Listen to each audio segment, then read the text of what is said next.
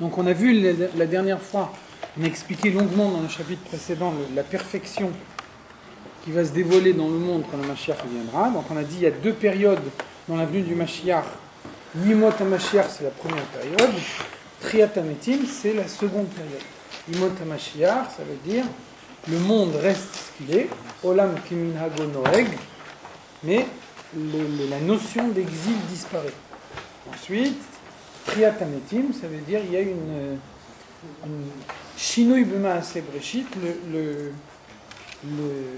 la création est modifiée. Donc c'est pas que la modification de la création, elle réside dans Triat HaMetim, puisqu'on a vu que il y a déjà eu Triat HaMetim, même avant la venue du Mashiach. La Gemara parle de Hatzmot HaYiveshot. Donc ce qui va changer quand Mashiach viendra, c'est que Triat HaMetim, qui a été jusqu'à maintenant uniquement pour quelques individus, quand Mashiach viendra, ce sera pour tout le peuple juif. Ça, ce sera la différence. Donc ça, c'est une précision importante, puisqu'on a vu que le Beth Amikdash, il doit être reconstruit Alpi Kohen ve Alpi Navi. Et donc ça veut dire que le Beth Amikdash sera reconstruit pendant la première période. Et donc, pour qu'on puisse avoir Alpi Kohen et Alpi Navi, ça veut dire que Moshe et Aaron revivront dès la première période. Bien que Triat HaMetim, c'est la seconde période. Donc la première période, ça peut être Triat HaMetim à titre individuel, alors que la seconde période, c'est Triat HaMetim collectif. Donc, cette perfection-là qui se dévoile dans le monde, Shehu Gilui Or En Sof Baruch Hu Be'olam Hazeh Hagashmi. Donc pour résumer en une phrase, le Tanya nous dit, c'est le dévoilement du Or En Sof, de la lumière telle qu'elle elle émane directement de Dieu avant même le Tzimtzum. Cette lumière va se dévoiler dans le monde matériel. C'est-à-dire que c'est en ça qu'on peut dire Shinui B'Maaseh Breshit, il y a une modification de la création, c'est que le monde a été créé pour voiler la lumière de Dieu. Le monde, il s'appelle Olam. Olam, c'est la même racine que Elem. Elem, c'est le voile. La définition même du monde, c'est un voile. Le monde, il a été conçu pour voiler la lumière de Dieu. Malgré ça, la venue du Mashiach, c'est ce changement de la création qui fait que le monde matériel devient le Kéli de la lumière de Dieu et le monde n'explose pas. Le monde supporte une telle révélation. Donc ça, c'est en gros le résumé de ce qu'on a dit dans le chapitre précédent. Donc c'est quoi l'idée nouvelle qu'on introduit ici ? Enfin, l'idée pas réellement nouvelle, mais en tout cas qu'on va approfondir beaucoup plus. Taloui b'ma'aseinu ve'avodatenu. Kol zman meshech agalut. Tout ce qui va se passer quand Mashiach viendra dépend de ce que nous faisons maintenant avant la venue du Mashiach et plus particulièrement pendant la période de l'exil. Qu'est-ce que ça veut dire ? Ça veut dire que lorsque le Mashiach viendra, la lumière de Dieu sera d'ores et déjà dévoilée dans le monde. Donc il n'y aura plus une action qui pourra augmenter ou diminuer cette révélation. Toutes les actions qu'on peut faire pour avoir un impact sur la matière du monde, c'est ce qu'on fait avant la venue du Mashiach. Dès l'instant où le Mashiach arrive, la situation est bloquée. On a déjà vu que la halakha nous dit que lorsque le Mashiach viendra, il n'y aura plus de possibilité de conversion au judaïsme. Quand on ne pourra plus se convertir au judaïsme, parce que la halakha nous dit, quand un goy veut se convertir au judaïsme, la première chose qu'on doit lui dire, c'est « Regarde comment nous on est persécutés, regarde comment on est détestés par toutes les nations. Est-ce que vraiment une vie comme ça t'intéresse ? Est-ce que maintenant tu es tranquille, personne ne t'embête ? Si demain tu deviens juif, tu vas être persécuté comme nous. Est-ce que vraiment une vie de persécution pour toi, pour ta famille, pour tes enfants, ça t'intéresse ? Et donc ça veut dire que s'il dit « Oui, ça m'intéresse », ça veut dire que malgré tout, il a une certaine motivation. Par contre, quand le Mashiach viendra et que la suprématie du peuple juif, elle sera établie dans le monde. Donc on ne pourra plus lui poser cette question-là. Si on ne peut plus lui poser cette question-là, on n'a aucun moyen de vérifier sa sincérité. Donc ça, c'est valable pour... La conversion est un exemple, c'est valable pour tout le service de Dieu en général. Actuellement, quelqu'un qui fait une mitzvah, il n'en voit pas la récompense immédiate, il ne voit pas le changement de la matière du monde parce qu'il a accompli la mitzvah. S'il ne fait pas la mitzvah, il n'y a pas le ciel qui lui tombe sur la tête. S'il fait la mitzvah, il ne devient pas plus riche, il n'y a pas un chèque qui tombe sur son compte en banque. Donc ça veut dire le fait d'accomplir la mitzvah à l'heure actuelle, ça demande un effort de la part d'un juif. C'est précisément cet effort qui appelle la rétribution de la venue du Mashiach. Quand le Mashiach viendra et que la présence de Dieu, elle sera évidente dans le monde, donc il n'y aura plus de récompense au fait d'accomplir les mitzvot. On sera dans la même situation que les anges. Les anges, ils ont un service de Dieu beaucoup plus haut que le nôtre, et malgré tout, les anges n'ont droit à aucune récompense, parce qu'ils vivent dans un niveau spirituel où Dieu est présent en permanence. Donc ils n'ont pas de libre arbitre, ils ne peuvent pas faire autrement, ils n'ont pas le choix. Et donc, avec un service de Dieu beaucoup plus haut que le nôtre, ils n'ont aucune récompense. Et ça, c'est la situation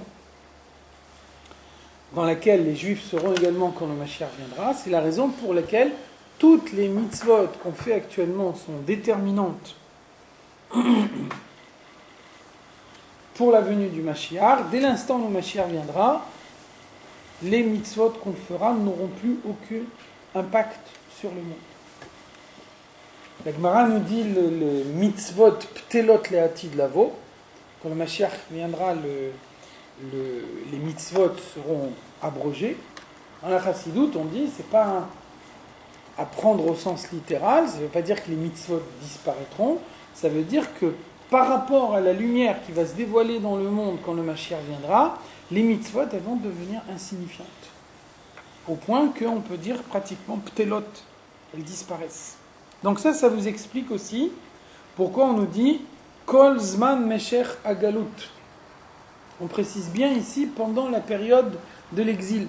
Ça veut dire qu'à l'époque du Beth Amikdash, évidemment, le Mashiach n'était pas encore là. Malgré tout, les mitzvot qu'on a accomplis à l'époque du Beth Amikdash, même si ces mitzvot-là étaient beaucoup plus hautes que les nôtres, les Juifs à l'époque étaient des Juifs spirituellement beaucoup plus élevés que nous. C'est des gens qui allaient au minimum 3 fois par an dans le Beth Amikdash. Et donc, ils avaient une élévation morale que nous, on n'a pas.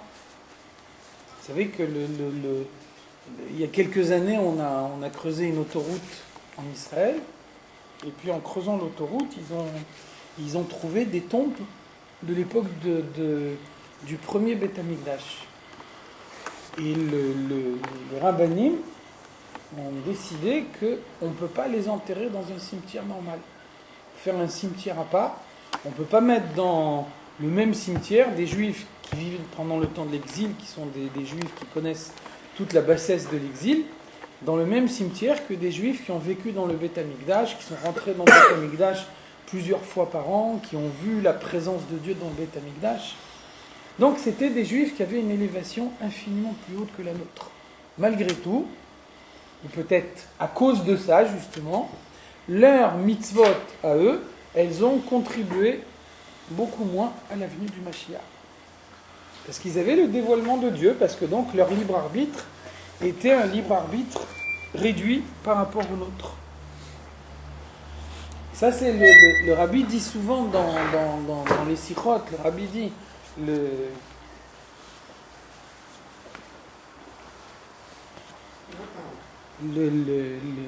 Rabbi demande comment on peut dire que dans les générations précédentes, il y avait des Juifs très élevés, et à l'époque, on ne disait pas que le Mashiach allait venir d'une seconde à l'autre, alors qu'à notre époque, à nous, on a des moyens réduits par rapport à nos ancêtres, on est beaucoup plus bas que nos ancêtres, et on dit que c'est précisément dans notre génération à nous que le Mashiach va venir. Et le Rabbi dit au contraire, la réponse, elle se trouve d'ores et déjà dans la question. Le fait qu'à l'époque du Beth Amikdash, ils avaient une grande élévation, ça veut dire qu'ils étaient encore loin. Ça veut dire qu'ils étaient au bout du processus. Par contre, le fait que nous, on est dans l'obscurité la plus totale, ça veut dire qu'on est tout en bas. Donc quand on est tout en bas, c'est clair qu'après, on arrive à la fin. C'est là que le Mashiach, il doit se dévoiler. Donc plus l'obscurité, elle est grande, et plus les mitzvot qu'on accomplit dans l'obscurité, elles contribuent à la venue du Mashiach. Donc ça veut dire, aussi c'est une idée très importante, que la perception du Mashiach ne sera pas identique pour tout le monde. Pas tout le monde va voir le Mashiach de la même façon, même si le Mashiach il est dévoilé dans le monde, même si l'essence de Dieu est dévoilée dans le monde, chacun aura devant les yeux un écran calculé en fonction des mitzvot qu'il a accomplis pendant sa vie. Et donc on peut imaginer quelqu'un qui vit la période du Mashiach et qui n'a qu'une perception limitée du Mashiach, comme quelqu'un à qui on mettrait sur les yeux des lunettes opaques pour l'empêcher de voir. Et inversement, une autre personne à côté va avoir une vision du Mashiach beaucoup plus profonde. Il n'y aura pas de vision objective qui va s'appliquer à tout le monde de la même façon. Le Mashiach, il vient, il proclame la fin de l'exil. Par contre, la perception du Mashiach, la façon de voir comment Dieu se dévoile dans le monde avec la présence du Mashiach, ça c'est individuel à chacun. Et donc, ça veut dire que qu'est-ce qui est déterminant au moment de la venue du Mashiach, ce sont les mitzvot. Vous voyez que pour le Gan Eden, ça veut dire la vie de la Neshama qui a quitté le corps et qui attend là-haut la venue du Mashiach. Le Gan Eden, il est spirituel. Dans la mesure où le Gan Eden, il est spirituel, l'essentiel dans le Gan Eden, c'est l'étude de la Torah.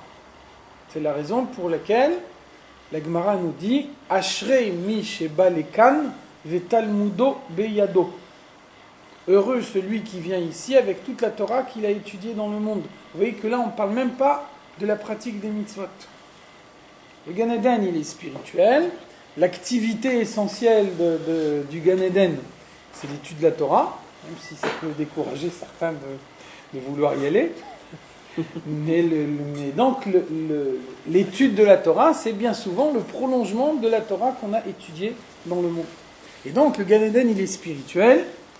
Ce qui est dominant dans le Gan Eden, c'est la partie spirituelle du service de Dieu de l'homme, c'est-à-dire l'étude de la Torah. Par contre, après Triat Hametim, les Neshamot redescendent dans le monde, elles ont de nouveau une vie physique. À ce moment-là, qu'est-ce qui est déterminant ? C'est les mitzvot. Les mitzvot sont systématiquement mises en pratique avec des objets matériels. Après Triat Hametim, le monde entier redevient matériel, toutes les Neshamot ont un corps à nouveau. À ce moment-là, c'est les mitzvot qui sont importantes. Donc l'étude de la Torah, c'est ce qui prépare le Gan Eden. La pratique des mitzvot, c'est ce qui prépare la vie après Triat Hametim. À quoi sert le limoud pour des gens comme nous qui attendent le Mashiach ici surtout ? À quoi il va servir quand il y aura Mashiach le limoud ? Alors il y a deux choses. D'abord, premièrement, il y a une mitzvah d'étudier la Torah. Donc ça fait partie des 613 mitzvot. La Torah, elle a aussi un aspect de mitzvah. Et la mitzvah, elle a aussi un aspect de Torah. Parce qu'il faut connaître les dinim qui permettent d'appliquer la Torah. Deuxièmement, nous on a la possibilité d'étudier la chassidoute. Justement parce que on est juste dans la dernière génération avant la venue du Mashiach. Donc la chassidoute, c'est pas juste un dévoilement de plus de la Torah. La chassidoute, c'est la partie annonciatrice de ce qui va se passer dans le monde quand le Mashiach viendra. Donc c'est une forme nouvelle d'étude qui nous permet de nous préparer à l'enseignement du Mashiach. De même qu'un enfant qui est dans le ventre de sa mère, il étudie la Torah parce que c'est ce qui le prépare à toute la Torah qu'il va étudier pendant sa vie. De la même façon, la chassidoute maintenant, elle nous prépare à ce que le Mashiach va dévoiler, qui sera une phase nouvelle, quelque chose de complètement nouveau dans l'étude de la Torah.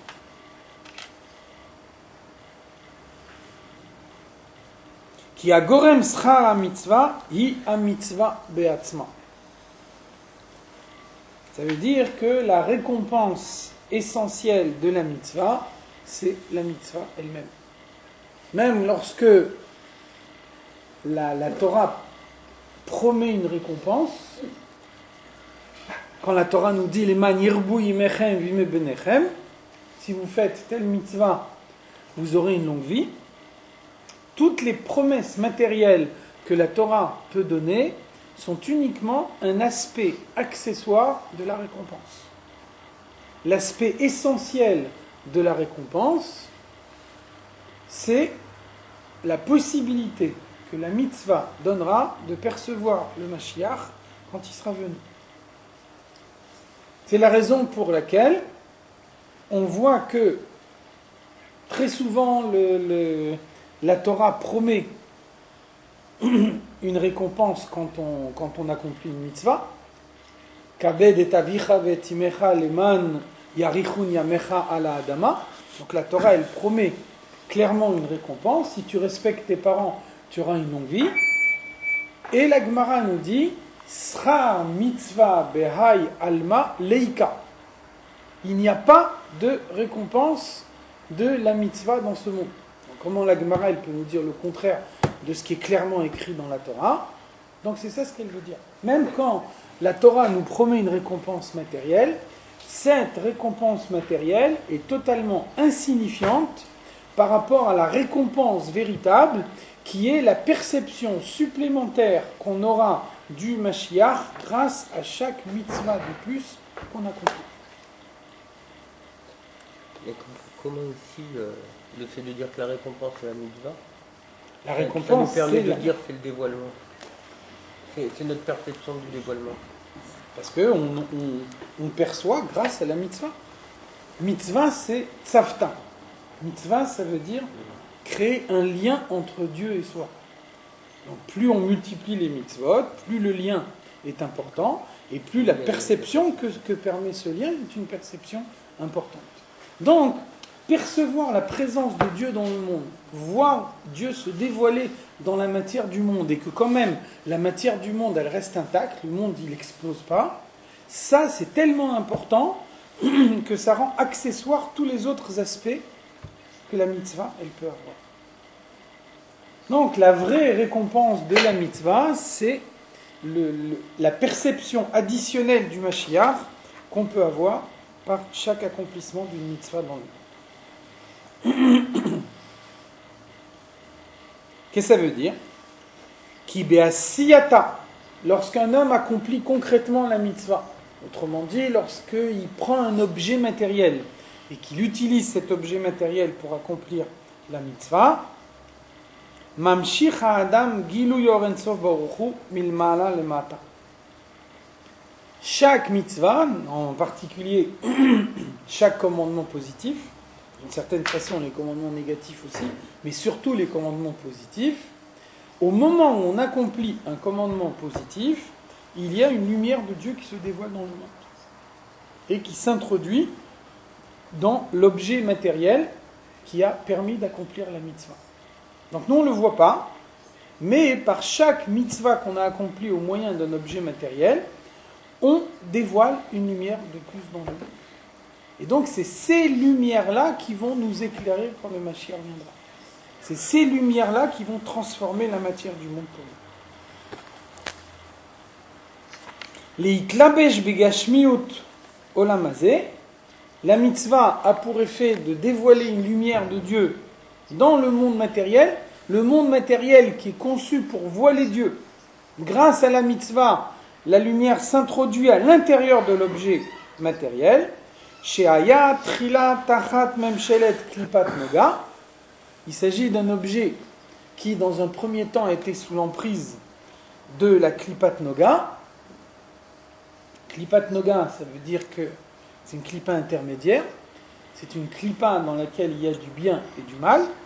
Et donc, bien qu'on dit de façon générale qu'il y a 4 klipotes, en réalité, les 4 klipotes sont totalement différentes.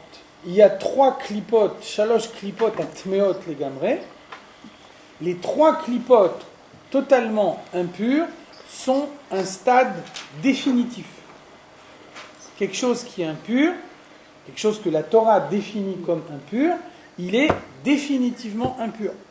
De même également, la Kedusha est un état définitif. Quelque chose que Dieu définit comme appartenant à la Kedusha, ça reste indéfiniment la Kedusha. On a vu que le divrei Torah, lo mekablin tuma. Même quelqu'un qui décide d'étudier la Torah d'une manière impure, la Torah par elle-même, elle appartient au domaine de la Kedusha et elle ne peut pas devenir impure. Donc la Kedusha, c'est une situation définitive. Les 3 klipotes totalement impurs, c'est une situation définitive. Par contre, Klipat Noga, c'est un carrefour. Klipat Noga, c'est une situation de passage. Un objet ne peut pas rester indéfiniment dans Klipat Noga. C'est pas possible. Ou bien on arrive à réaliser son élévation, et à ce moment-là, il sort de Klipat Noga et il va dans la Kedusha, ou alors on rate, et à ce moment-là, il sort de Klipat Noga et il rentre dans les Klipot Atmirot. Dans tout état de cause, Klipat Noga ne peut pas être une situation définitive. Toujours un passage dans un sens ou dans l'autre. Le khazir, il n'est pas. Et le khazir, il est tamé. alors ça c'est différent. Ça veut dire que on dit effectivement, on dit Atid Khazir Litaher. Quand le Mashiach viendra, le porc sera pur. Qu'est-ce que ça veut dire? Ça veut dire qu'en général, on a tendance à penser tout ce qui appartient aux clipotes, c'est quelque chose de très bas. Et c'est du fait de leur bassesse que ces choses-là appartiennent à la clipa. Donc ça, c'est une erreur. En fait, on peut trouver également dans la clipa des choses qui sont trop hautes pour nous. Et donc, parce qu'elles sont trop hautes pour nous, parce que on ne peut pas leur apporter l'élévation, elles appartiennent également aux clipotes. On ne pourrait pas avoir un contact positif avec ces choses-là. Par exemple, vous voyez que dans la Parshat Kedoshim, on nous parle de toutes les unions interdites, et la Torah dit Chesed hu. Ces unions interdites, c'est un chesed. Si vous regardez Rashi nous dit Lachon Chisouda. Chisouda en araméen, ça veut dire la honte. Chesed hu, c'est une honte. Un homme qui se marie avec sa sœur, un homme qui a des relations avec sa sœur, c'est une honte. D'un autre côté, vous voyez un verset qui vous dit Olam Chesed Ibane. Le monde a été bâti sur le chesed. Qu'est-ce que ça veut dire? Ça veut dire que les 3 fils d'Adam Arishon, ils sont nés avec une sœur jumelle, et tous les 3, ils se sont mariés avec leur sœur. Donc le monde entier est bâti sur un mariage entre frères et sœurs. Tous les hommes qui vivent dans le monde sont des descendants d'un mariage entre frères et sœurs. Qu'est-ce que ça veut dire? Ça veut dire que, au moment de la création du monde, et jusqu'à avant Matan Torah, le monde avait une élévation que Dieu lui a fait perdre après Matan Torah. La Gemara nous dit Chavav Dorot, mais Adam ve'ad Avraham, les 26 premières générations du monde, depuis Adam Rishon jusqu'à Avraham, Hayu nizunim michazdo shel HaKadosh Baruch Hu. Ils étaient nourris par le chesed de Dieu. On leur demandait rien en échange. Il n'y avait pas de mitzvot. Abraham, il faisait les mitzvot que par engagement personnel. Il n'était pas obligé de le faire. Donc Dieu faisait vivre le monde par sa propre initiative, sans contrepartie. Et donc, quand Dieu y donne, quand il n'est pas limité par l'action des hommes, Dieu y donne largement. C'est la raison pour laquelle, à l'époque, les hommes vivaient 1000 ans. Par contre, dès l'instant où Dieu a donné la Torah, c'est écrit Vehayu yamav mea ve'esrim shana. Maintenant, on ne peut plus vivre plus que 120 ans. Ce n'est pas une punition. Avant Matan Torah, on pouvait vivre 1000 ans. après Matan Torah, on ne peut pas vivre plus que 120 ans. Qu'est-ce que ça veut dire? Ça veut dire qu'avant Matan Torah, tout vient de Dieu. Donc Dieu, il n'est pas limité dans ce qu'il donne. Après Matan Torah, un homme reçoit en fonction de ses efforts. Le maximum des efforts qu'un homme peut faire, ça peut lui apporter 120 ans de vie, pas plus. Un homme, il est limité. Donc, ça veut dire que, effectivement, le fait que le chazir, on le considère actuellement comme impur, le chazir, il est comme un mariage consanguin, c'est-à-dire que le chazir, il est interdit parce qu'il est trop haut pour nous. Dans la clipa, il peut y avoir également des choses trop hautes pour nous. Donc il est tellement haut qu'actuellement, on n'est pas capable de faire son birour. Donc si on le mange, on ne pourrait rien faire de positif avec ce qu'on a mangé. Par contre, quand Mashiach viendra et qu'on aura des forces accrues, à ce moment-là, il pourra devenir pur. Et donc, effectivement, c'est une idée importante. On a tendance à penser tout ce qui est clipa, c'est très bas. Et c'est faux. Il peut y avoir aussi dans la clipa des choses très hautes et qui néanmoins sont interdites justement parce qu'elles sont trop hautes. Comme quelqu'un qui met les deux doigts dans une prise, il va s'électrocuter. C'est-à-dire c'est trop fort pour lui, il ne supporte pas. Donc on lui interdit de le faire. En tout cas, vous voyez bien que les klipot atmeot, c'est une situation définitive. En tout cas, jusqu'à l'avenue du Mashiach, quelque chose qui appartient aux klipot atmeot, c'est interdit, on ne peut pas le toucher. Par contre, klipat noga, c'est uniquement un stade de passage. Tous les objets permis, tous les objets qui peuvent participer à l'accomplissement des mitzvot, ils appartiennent à klipat noga. Le fait qu'on peut leur apporter l'élévation, c'est la preuve qu'ils appartiennent à klipat noga. Si quelqu'un doit faire un birour sur klipat noga, et puis il rate le birour.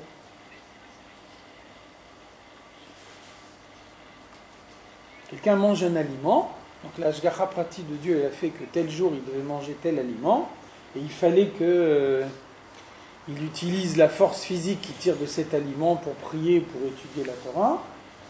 Et puis pendant tout le temps qu'il mange cet aliment, il pense uniquement à satisfaire ses ta'avot. Donc le birour ne se fait pas. Le fait qu'il a mangé cet aliment, il n'est pas arrivé à réaliser le birour du nitzutz eloki qu'il y avait à l'intérieur de l'aliment. Qu'est-ce qui se passe dans ce cas-là? 3 possibilités. Première possibilité, la plus haute, c'est que il a raté le birour, on le lui représente une autre fois. Tel aliment, il n'est pas arrivé à réaliser son élévation. Donc, ce nitzutz qui était enfermé dans l'aliment, il est maintenant libéré dans l'air du monde. Et ce nitzutz, il va atterrir dans un autre aliment qu'il va retrouver dans son assiette 3 jours plus tard. Donc, on lui donne une deuxième chance. Pour que la deuxième fois, il arrive à faire ce qu'il a raté la première fois. Deuxième possibilité, pour que on lui donne une deuxième chance, il faut que sa neshama redescende une seconde fois sur Terre. Ça veut dire que le programme de la première vie, il est déjà entièrement plein. Et donc, si on veut lui donner une deuxième chance, cette deuxième chance, elle ne peut être que dans une seconde vie. Donc, on fait redescendre sa neshama une seconde fois sur Terre, de façon à lui proposer dans la seconde vie tout ce qui a manqué dans la première vie. Ça fait cher Que le une pain au patate. chocolat. Ça fait cher le pain au chocolat. Ça fait cher le pain au chocolat. Il y a beaucoup d'histoires comme ça qu'on raconte que quelqu'un il doit de l'argent à un autre et puis il doit lui rendre et il lui rend pas, et à ce moment-là les deux neshamot redescendent dans une génération ultérieure, et puis là c'est la situation inverse qui se passe, c'est l'autre qui doit de l'argent et qui lui rend pas, donc on a l'impression qu'il y a une injustice qui s'est faite, alors qu'en réalité c'est un moyen de réparer ce qui s'est passé dans la vie précédente. Et puis troisième possibilité, c'est que le birour il est perdu définitivement. On peut imaginer que parce qu'il n'a pas su saisir l'occasion, alors le birour il est définitivement perdu, c'est-à-dire qu'on va retirer ce birour à sa neshama, on va la donner à une autre neshama. C'est pour ça que la Gemara nous dit En lecha adam she'en lo sha'a. Tous les objets du monde auxquels tu devais apporter l'élévation, tu ne pourras pas dire tel objet, j'ai jamais eu la possibilité de le faire. Nécessairement, un homme il va rencontrer pendant sa vie toutes les possibilités de birour qu'on attend de lui. Maintenant, est-ce que ça va bien se passer ou mal se passer? Est-ce qu'on va lui donner une deuxième chance ou pas lui donner une deuxième chance? Ça dépend de son mérite personnel, des mérites des vies précédentes, etc. Mais en tout état de cause, tous les objets auxquels lui il doit apporter l'élévation, on va les trouver dans son domaine.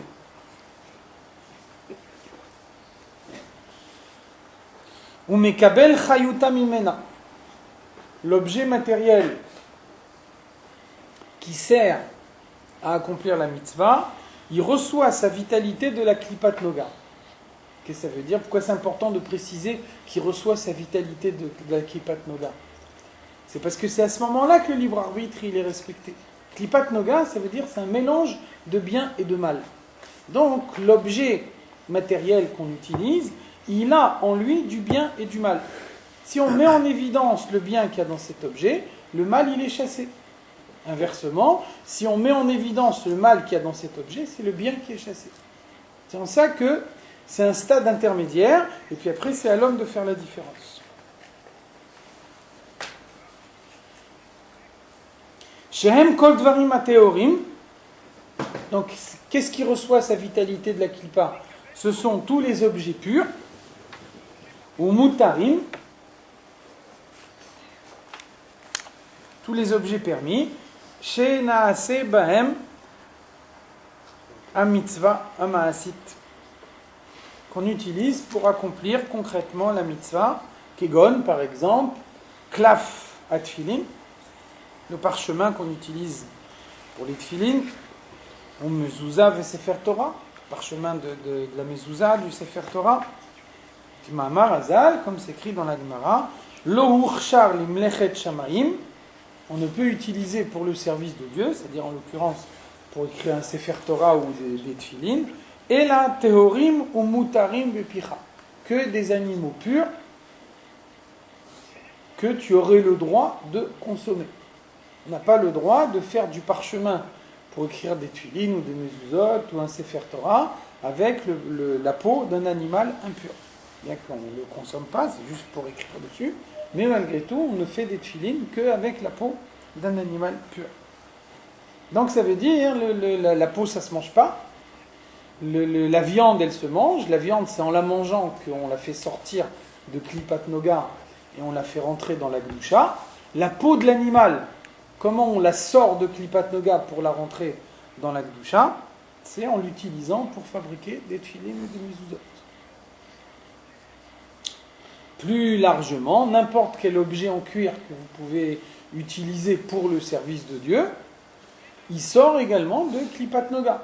Vous avez des chaussures en cuir, vous les utilisez pour aller au Beth Midrash, pour aller à la Shul, pour aller prier, pour aller étudier la Torah.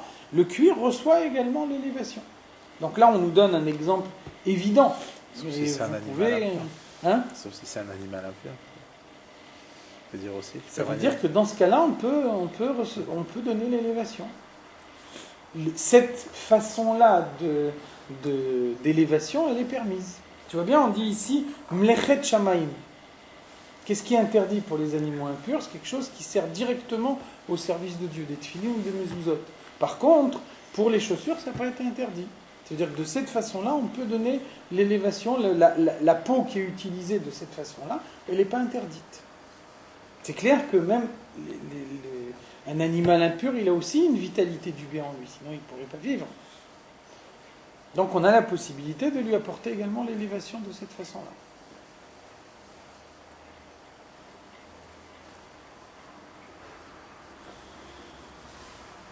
Donc ça veut dire que quand la Torah me dit ça c'est permis, quand la Torah me dit tel animal est cachère, finalement, qu'est-ce qu'elle veut me dire, la Torah? Elle veut me dire, cet animal, il vient de Klipat Noga. C'est comme ça qu'il faut le donner. Comme ça qu'il faut le comprendre. La Torah, elle m'indique l'origine de l'animal. Donc ça, c'est une idée fondamentale, c'est très important. Pourquoi j'ai besoin de manger kazaït de matzah à Pessah, ou pourquoi j'ai besoin de telle quantité pour pouvoir faire bracha harona. Tant que j'ai pas mangé cette quantité-là, je peux pas faire bracha harona. Pourquoi qu'on est obligé de calculer un chiour pour un il va être rassasié avec une plus grande quantité, un autre il va être rassasié avec une plus petite quantité. Donc vous voyez que quand la Torah elle parle de se rassasier, la Torah elle parle pas de se rassasier physiquement, la Torah elle parle en réalité de libérer le nitzut. Si on mange moins que kazaït, le nitzut il reste à l'intérieur de l'objet matériel, il n'est pas libéré, donc on ne peut pas dire la bracha. Si on mange plus que kazaït, là le nitzut il est libéré, donc là le birour il se fait. Vous voyez que si on regarde les choses de cette façon-là, on voit la partie spirituelle des choses. On arrive à lire la Torah d'une façon complètement différente. Donc vous voyez comment on peut passer complètement à côté les gens qui vous disent le porc il est interdit parce que c'est un animal qui est sale. Donc ça veut dire, vous pouvez imaginer le porc le plus hygiénique du monde, il reste quand même attaché au klipot atmeot. Pas le sortir de la clipa à cause de ça. Donc vous voyez que la Torah il a une apparence de logique humaine. En réalité, elle utilise l'apparence de la logique humaine pour nous décrire des choses qui dépassent complètement notre intellect. C'est pour ça le Shniluchot Abrit, il dit « A Torah medaberet batartonim veromezet baelionim » La Torah nous parle de choses matérielles qui se passent dans le monde, mais en allusion, elle fait allusion toujours à ce qui se passe là-haut. C'est-à-dire qu'en réalité, chaque fois que la Torah nous parle de quelque chose de matériel, le bœuf il a encore né une vache, etc., tout ça c'est uniquement des images. La Torah, elle utilise ces images pour nous décrire des choses spirituelles. L'essentiel de la Torah, c'est ce qui se passe là-haut, c'est sa dimension spirituelle. Et donc, quand la Torah elle a une dimension matérielle, quand on nous dit ne mélange pas le lait et la viande, donc on sait que le lait c'est chesed, que la viande c'est gvura, que une amshacha de chesed et une amshacha de gvura, elles ne peuvent pas se mélanger ensemble. Donc ça ne veut pas dire, Shalom, qu'on a le droit de retenir le spirituel et de retirer le matériel, et que c'est pas interdit de mélanger le lait et la viande, c'est pas ça ce que ça veut dire. Mais ça veut dire, quand la Torah elle nous dit ne mélange pas le lait et la viande, la Torah nous donne une image. En fait, la Torah nous interdit de mélanger le lait et la viande dans le monde parce que c'est la conséquence matérielle de tout un processus spirituel qui se passe là-haut. Si maintenant on ne voit que ce qui se passe matériellement dans le monde et on oublie complètement le processus spirituel qui est là-haut, alors on passe complètement à côté de la réalité.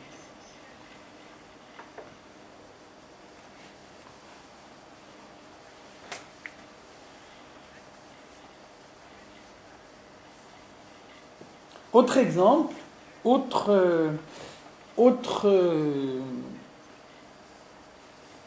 principe qu'on peut donner, Vechen etrog she'eno orla.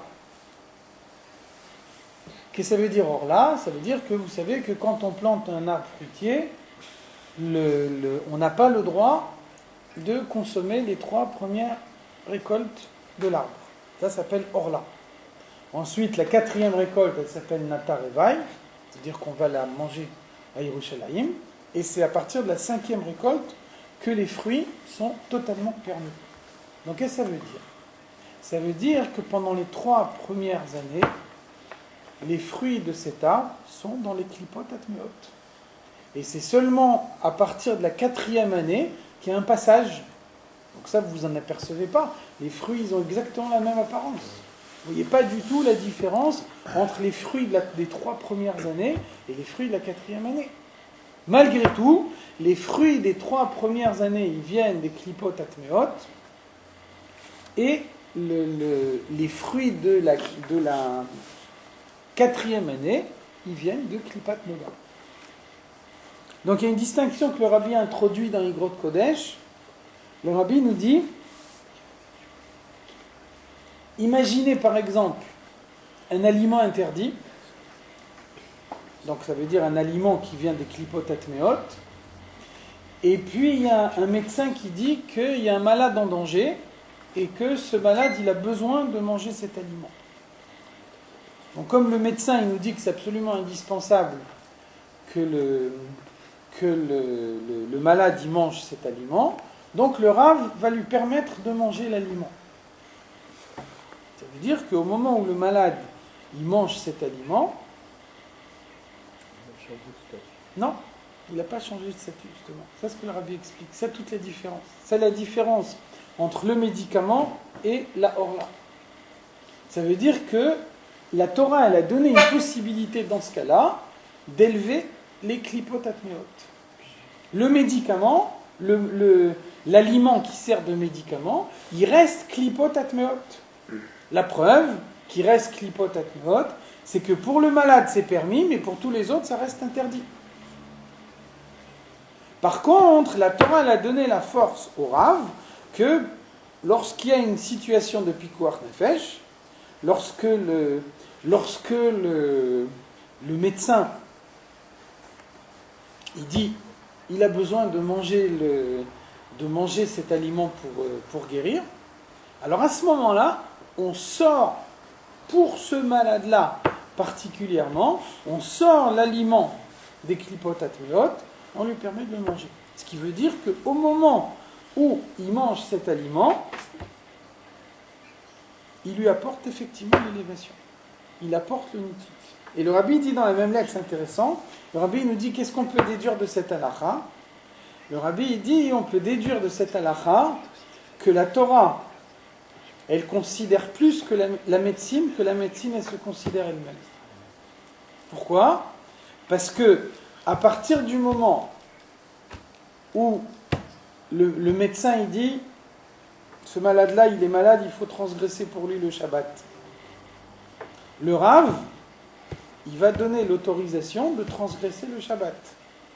Maintenant, le médecin, quand il donne son avis, il donne son avis en fonction des connaissances de la médecine à l'heure actuelle. Et c'est très possible que demain, la médecine, elle va faire des progrès, et elle va s'apercevoir que la situation qu'on a considérée comme étant très dangereuse, en réalité, elle n'est pas dangereuse du tout. Peut-être que la médecine, elle va découvrir que cet aliment qu'on lui a demandé de manger parce qu'on était sûr que cet aliment, il allait le guérir, en réalité, cet aliment-là, il ne le guérit pas du tout. Donc ça veut dire, chaque fois qu'un médecin, il donne un avis, il ne peut donner un avis qu'en fonction du niveau de connaissance de la médecine à la date où il s'exprime. Ça veut dire que son avis est toujours un avis relatif. Par contre, l'avis de la Torah, il est absolu.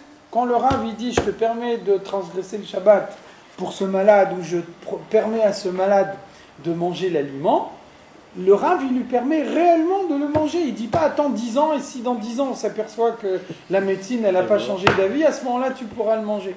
On lui permet immédiatement de transgresser le Shabbat. On lui permet immédiatement de manger l'aliment. Donc le Rav il dit on voit que finalement la Torah elle a plus de considération pour la médecine que la médecine elle-même. Et est-ce qu'il y a quand même un gamme, le fait qu'ils prennent un aliment qui n'est pas caché, est-ce qu'il y a quand même un gamme qui est fait? C'est clair. Il y a une histoire de Rabbi Mordechai de Tchernobyl. Lui, il dit que son jeune fils, il n'est jamais arrivé à être un aussi grand lamdan que tous ses autres frères. Il a dit pourquoi il est jamais arrivé au même niveau de l'Amdanout. C'est parce que quand il était petit, il était malade. Et donc le Rav, il a permis de lui donner un certain aliment, on lui a donné. Donc on lui a donné Beheter, avec la permission d'un Rav, et c'était une prescription médicale. Et quand même, la conséquence, c'est qu'il n'est jamais arrivé au même niveau de l'Amdanout que ses frères. Mais ça lui a quand même permis de sauver sa vie. Donc c'est pour ça que ça a été sauver sa vie. Maintenant, il n'empêche que ça... Justement, c'est pour ça que je disais tout à l'heure, c'est la précision du Rabbi. L'aliment, il reste un aliment de klipot atmeot. Ça veut dire que le Rav, il donne une permission en se basant sur l'avis du médecin. Donc ça veut dire, puisqu'il y a un éther d'un Rav, celui qui consomme cet aliment, il ne fait pas une avéra. Peut-être même, on va dire, il est obligé de le faire. Parce que le kol asher lehi shiten be'ad nafsho. Un homme, il doit tout faire pour sauver sa vie. D'un autre côté, naase damu basar kipsaro. Il a pris quelque chose d'interdit et il a confondu à sa C'est chair un et à peu son comme sang. enlever un membre. Malgré l'élévation du nitzut qui se fait de C'est un cette peu comme façon-là. enlever un membre pour sauver le reste du corps. Et Non, il n'empêche, c'est comme retirer par exemple un membre pour sauver le reste du corps. Il n'empêche qu'on a quand même retiré un membre, mais c'est pour sauver le reste. ouais, c'est-à-dire que si tu retires un membre, c'est quelque chose qui est en moins. Tandis que là, quand tu manges un aliment interdit, c'est quelque chose qui est en plus. Ça, c'est complètement différent. Quelqu'un qui a un bras en moins, il a un bras en moins. Quelqu'un qui mange un aliment taref, ça veut dire qu'il y a toujours une partie de sa chair dans laquelle il va y avoir l'aliment taref. Enfin, il retire quand même quelque chose de positif. Il a rentré quelque chose en lui. Donc, vous voyez la différence. Un aliment interdit qui est permis par un rave, ça veut dire qu'à cause d'une situation particulière, on a permis l'élévation de quelque chose qui vient des klipot atmeot. Par contre, quand on parle d'un fruit qui était hors là, et puis après, à partir de la 4e et de la 5e année, il n'est plus hors là, là, vous voyez bien, la différence, c'est que ce fruit, il est permis pour tout le monde, pas uniquement pour certaines personnes. Ça veut dire que là, il y a eu un changement de statut. Le même fruit qui a poussé dans le même arbre, une année, il vient des klipot atmeot, et l'année suivante, il vient de klipot noga.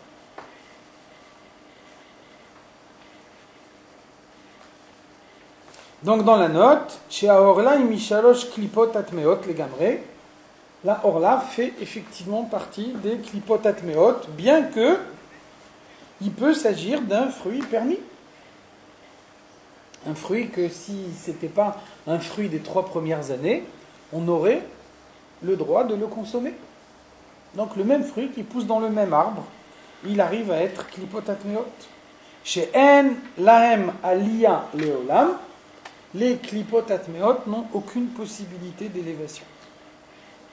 Même si on l'a coupé quelques jours avant les 3 ans, les 2 fruits qui sont du même arbre, il y en a un qui sera kasher. Bien sûr. C'est clair, hein? C'est que les fruits du juif ou les fruits du goïm aussi ou... Non, c'est fruit d'un juif ou d'un réticent. Que un juif ou d'un réticent. C'est pas même en Khosara, c'est pas même pour un juif.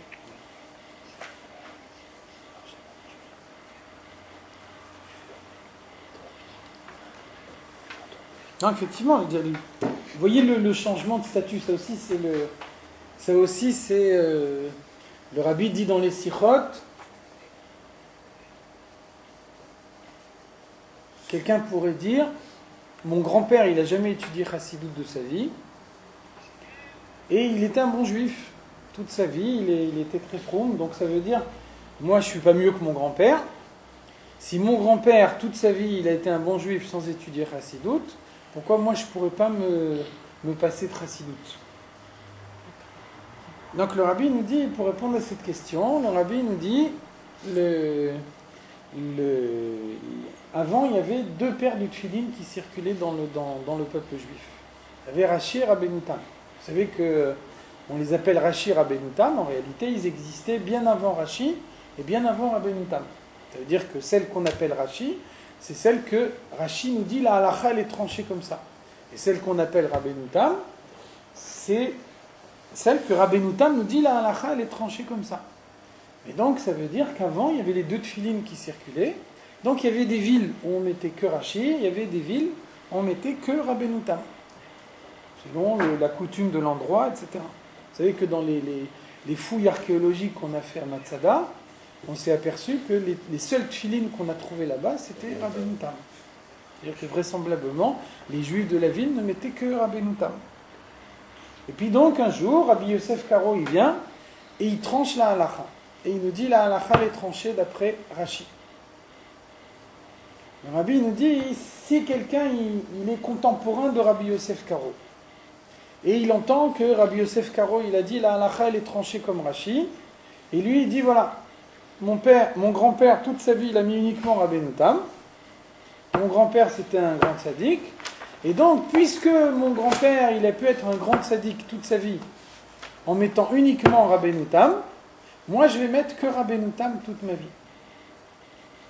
Donc, le rabbi nous dit, le grand-père, il vivait avant que Rabbi Yosef Karo il tranche la halacha, et donc le grand-père il était effectivement un tzaddik.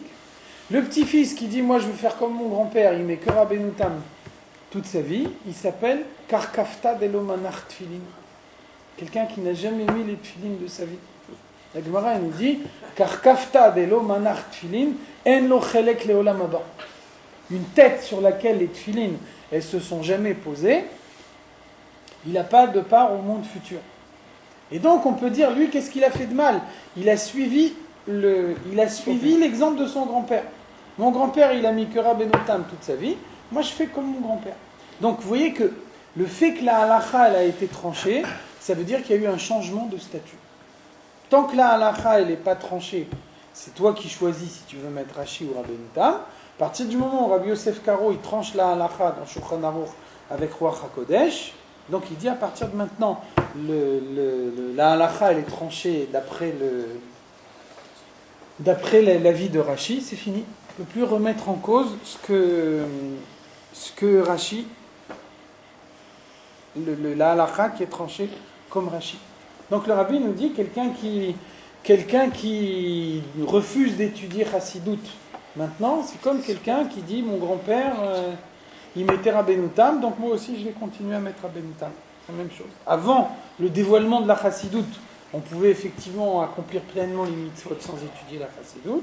À partir du moment où la Chassidout elle a été dévoilée, c'est impossible de servir Dieu sans avoir recours à la Chassidout. Donc il peut y avoir comme ça un changement de statut. Vous voyez l'exemple ici, la orla, le même arbre, il change de statut. Il y a une histoire, on dit que le Maguide de Mezrich, il a chargé l'Admour Azaken d'inventer un nouveau ktav qui soit aussi bien d'après la halakha que d'après la Kabbalah. Et donc l'Admour Azaken il a travaillé longtemps pour faire son ktav, et puis après quand il a terminé, il est parti voir le Maguide de Mezrich pour lui montrer le ktav qu'il avait fait, et il est passé par Anipoli, donc il a été voir Rabbi Zouché de Anipoli. Et il s'est aperçu qu'il n'était pas là, il était en voyage, il n'était pas dans la ville. Et il a rencontré le sofer de Rabbi Zouché de Anipoli. Et il a regardé, et il a vu que le sofer, il était en train d'écrire des tefilines avec le Ktav Admour Azaken. Donc il n'arrivait pas à comprendre, parce que lui, il venait juste de terminer son Ktav, et il voit le sofer qui écrit avec son Ktav. Il dit, qu'est-ce que tu fais ? Et le sofer, il a dit, Rabbi Zouché d'Anipoli, avant de partir en voyage, il m'a dit, le Bedin Shel Ma'ala, il vient de décider que le Ktav, il a changé. Et donc, il m'a donné les formes du nouveau Ktav, il m'a demandé de lui écrire des tefilines avec le nouveau Ktav, pour qu'elle soit prête quand il va revenir de voyage. Donc, vous voyez comment en fonction de ce que les Talmidei Chachamim, ils introduisent dans chaque génération, on peut imaginer des choses qui changent. Quelque chose que... Est-ce que ça rend pas soul toutes les autres films Ça rend pas soul toutes les autres films quand même. Ça rend pas soul. Ça veut dire que ça dépend comment c'est exprimé. Ça veut dire quand Rabbi Yosef Karo il a dit la halakha elle est tranchée comme Rashi, Rabbi Yosef Karo il a dit si tu mets Rabbeinu Tam t'es pas Yotze. Il te dit Yireh Shamayim Yaniach Tfilin de Rabbeinu Tam. Ça veut dire c'est uniquement valable pour quelqu'un qui se définit comme Yireh Shamayim. Par contre, la halakha applicable à tout le monde, c'est uniquement Rashi. Donc, de la façon dont la halakha elle a été exprimée, on vient te dire la halakha elle est tranchée comme Rashi. Après, le Maguide de Mezrich, il a demandé à l'Admour Azaken d'écrire un ktav dans lequel on peut avoir tous les détails de la halakha et à la fois tous les détails de la Kabbalah. Il lui a pas dit ce ktav-là, il va remplacer tous les autres. À aucun moment on a cherché que ce ktav-là, il remplace les autres. Simplement, on sait qu'il y a un diouk supplémentaire dans ce ktav-là. On retrouve dedans à la fois toutes les précisions de la halakha et toutes les précisions de la Kabbalah. Et là, c'est intéressant qu'on voit que on a beaucoup de difficultés à déterminer exactement comment il est le Ktav Admour Hazaken. Ça veut dire que l'Admour Hazaken lui-même, il n'a pas dessiné son Ktav, il a donné seulement une description. Il y a dans le Shronaout de l'Admour Hazaken, il y a une description, et donc quand on décrit sans faire un dessin, aussi fidèle que la description elle est, on peut jamais être réellement sûr, il peut toujours manquer un détail. Donc on a plusieurs parchemins qui ont été écrits par Rav Rouven, qui était le sofer de l'Admour Hazaken. Et donc on a du mal à déterminer le Ktav de l'Admour Hazaken en fonction de ce que Rav Rouven il a écrit, parce qu'on n'est pas capable de déterminer qu'est-ce qui fait réellement partie du Ktav d'Admour Hazaken et qu'est-ce que c'était sa façon à lui d'écrire. Chaque sofer, il a sa façon à lui d'écrire, chacun il a sa propre écriture. Donc on a du mal à faire la part des choses entre la façon dont Rav Rouven il écrivait et le Ktav Admour Hazaken. Ça fait qu'il y a toujours eu des ambiguïtés sur le Ktav Admour Hazaken. Si vous regardez dans Igrot Kodesh, vous voyez que dans les premières années de l'année Siout, le Rebbe il écrit à tous les sofrim, à tous les gens qui pourraient éventuellement avoir une tradition, et il leur dit: est-ce que vous avez des précisions sur Ktav Admour Hazaken? Est-ce que vous avez entendu quelque chose des vieux chassidim? Le rabbi recherche beaucoup d'informations parce qu'on n'a pas. En parenthèse, j'ai entendu, il y a le Rav Koenig, le sofer qui est à la rue Lamartine, m'a dit qu'il m'a raconté que on sait que l'Admour Hazaken, il a donné une bracha à Rav Rouven, à son sofer. Il lui a donné une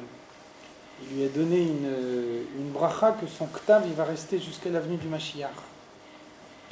Et il m'a raconté qu'une fois il est parti à Toulouse, il a été faire des bdikot tefillin à Toulouse, et il savait que le shliach du Rabbi à Toulouse, le Rav Yosef Yitzhak Motuzov, il a une paire de tefillin que son père il a ramené de Russie. Ils ont une tradition dans la famille que ça a été écrit par Rav Rouven. Et donc, comme lui, le sofer, il savait ce que la bracha que l'Admour Hazaken lui a donné, donc il lui a demandé la permission de les ouvrir pour regarder ce qu'il y avait à l'intérieur. Et donc j'ai entendu de lui-même l'histoire. Il m'a dit il y avait un parchemin de 250 ans avec dessus un ktav qu'on avait l'impression qu'il avait été écrit hier soir. Et c'est vraiment impressionnant à voir comment la bracha de l'Admour Hazaken s'est réalisée. Donc, les Kitsour, au début, on n'avait pas vraiment de certitude sur le Ktav Admour Hazaken, et donc il y avait au début de l'année Siout, il y avait beaucoup de gens qui préféraient le Ktav Arizal au Ktav Admour Hazaken, parce que sur le Ktav Arizal, il n'y a pas d'ambiguïté. C'est exactement comment il faut l'écrire. Et puis après, dans les années Lamed, dans les années 70, il y avait un chassid à New York, à Borough Park, qui s'appelle le Rav Lieberman. Et un de ses fils qui est marié avec la fille de Rav Gourevitch hier. Lui, il est tombé malade, il était dans le coma. Et ses enfants, ils ont demandé une bracha au Rebbe. Et le Rebbe a dit il faut faire vérifier ces tefillin. Et donc ils ont vérifié les tefillin, ils ont trouvé que les tefillin étaient bien. Et à chaque fois ils disaient au Rebbe, on a fait l'abdika et les tefillin elles sont bien. À chaque fois le Rebbe répondait il faut vérifier les tefillin. Il ne savait pas quoi faire. Finalement il y a un des fils qui a eu une idée. Il a écrit au Rebbe, mon père il s'engage à mettre des tefillin avec un Ktav Admour Hazaken. Le Rebbe il a répondu à Skir à la Tzion et le jour même il est sorti du coma.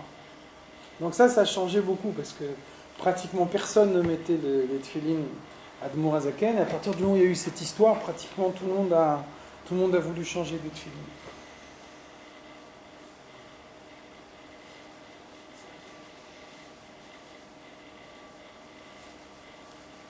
Umaot Tzedaka Shenan Gezel.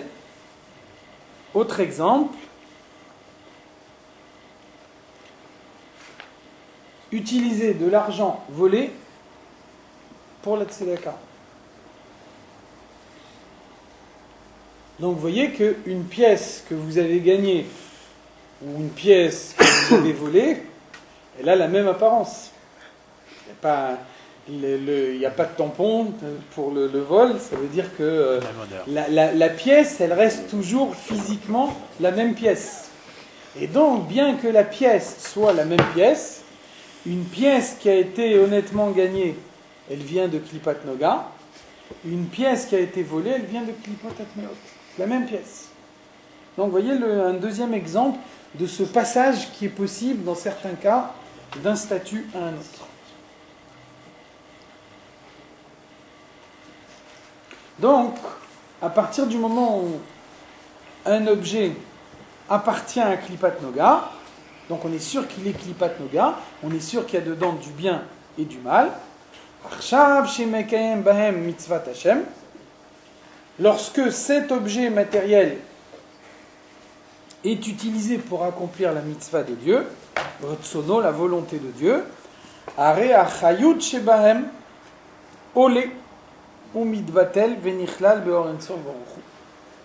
Donc la lumière, la vitalité de Dieu qu'il y a à l'intérieur de cet objet est libérée de l'objet. Et elle remonte vers Dieu. La vitalité de l'objet remonte vers Dieu, et en conséquence, il y a une lumière de Dieu qui se dévoile dans le monde.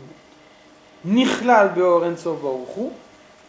Lorsque la vitalité de l'objet matériel se rentre dans la lumière de Dieu, dans la mesure où la lumière de Dieu elle a reçu une vitalité qui vient d'un objet matériel, grâce à ça, la lumière de Dieu peut maintenant se dévoiler dans le monde matériel et ne pas le faire éclater. La lumière de Dieu qui viendrait de but en blanc dans le monde matériel, sans avoir été la conséquence d'un birour, elle arrive dans le monde matériel il explose. Le dévoilement il est trop fort, le monde matériel ne supporte pas.